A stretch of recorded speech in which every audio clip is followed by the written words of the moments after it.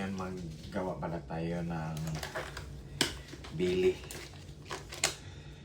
Fried ko lang natin. Ayan na. Natin isa.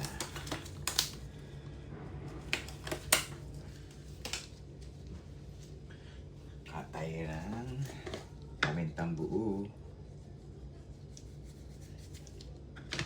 Tapos asin. Ito lang panimpla natin, guys.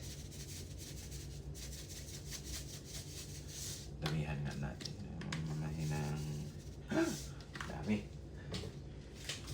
Masi-masi natin tong bili natin. Nabili lang to doon sa Weston.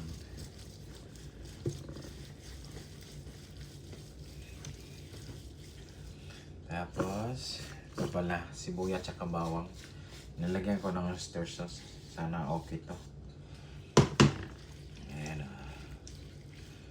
First time ko tong magbili. Litson belly. Pero air fryer na lang to. Kasi wala man kaming oven dito. At tapos tanglad tsaka onion rings, guys. Tsaka mga kapapamanaw dyan. Ito. First time ko tong ginawa. Sana okay to. Tsaka tali na natin.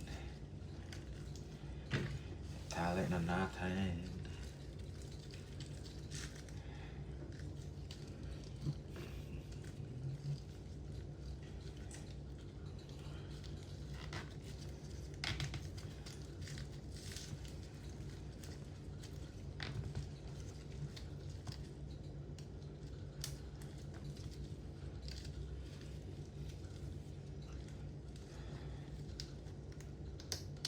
Abangan nyo na lang to sa pagluto ko bukas sa Wednesday.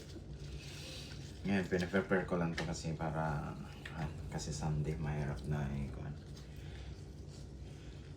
para maganda ang luto nito.